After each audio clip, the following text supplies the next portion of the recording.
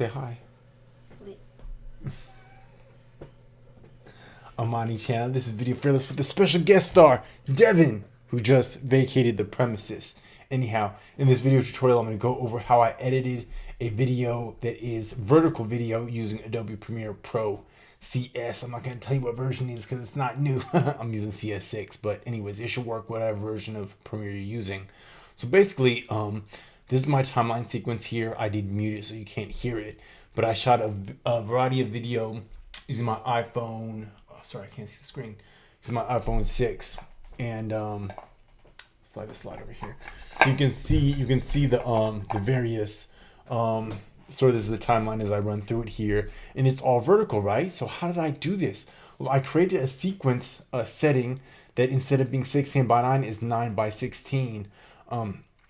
So I reversed the aspect ratio. I went into custom settings. As you're configuring your project in Premiere Pro, you can do it pretty easily, and that's what I did. And then that allowed me to import all these video clips. I used the image capture app. So you just open that up, and that allows you to bring in all your vertical video, whatever video you have on your iPhone, you can bring it in. And then I just imported it into the application here. All right, so a few other things. You notice there's a logo here, so there's a logo layer there that you can see right here, just for some branding. And then at the end, I use my general outro that I use, where it says like, subscribe, comment, whatever. And with that, I double the layer, so you can see it's kind of blurry back there, because actually I brought this down to 16 by 9. I think I brought it down to 42% scale. You can see it's sort of changing there. So it originally was like this, about 100, and that's just too big, right? And you can't see the whole thing, so you got to bring it down to like 42 or whatever, like about there.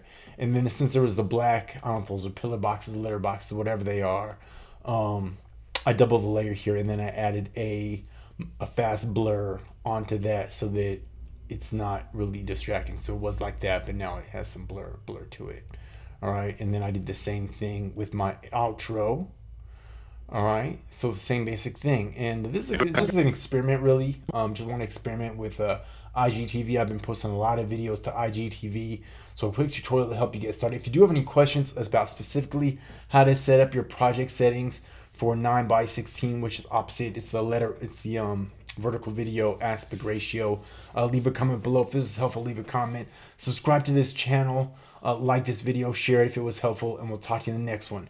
Peace.